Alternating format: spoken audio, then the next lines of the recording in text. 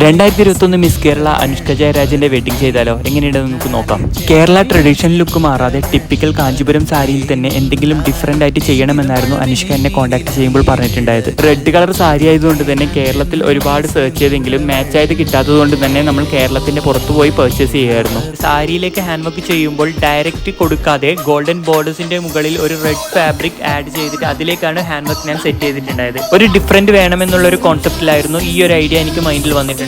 അതുപോലെ തന്നെ ഞാൻ അനുഷ്കയെ സ്റ്റൈൽ ചെയ്തെടുക്കുമ്പോൾ ട്രഡീഷണൽ ലുക്ക് മാറാത്ത രീതിയിൽ തന്നെയായിരുന്നു ജ്വല്ലറീസ് ആയാലും ഹെയർ ആക്സസറീസ് ആയാലും എല്ലാം ഞാൻ സെറ്റ് ചെയ്തേക്കുന്നത്. മേക്കപ്പും ഹെയറും വിജിൽ ബ്രോ ആയതുകൊണ്ട് തന്നെ പ്രതീക്ഷിച്ചതിനേക്കാൾ അപ്പുറമായിരുന്നു ഇതിന്റെ ഔട്ടർ ലുക്ക് നമുക്ക് കിട്ടിയിട്ടുണ്ടായത്. അപ്പൊ അതിന്റെ ഫൈനൽ ലുക്ക് എങ്ങനെയാണെന്ന് നമുക്ക് നോക്കാം.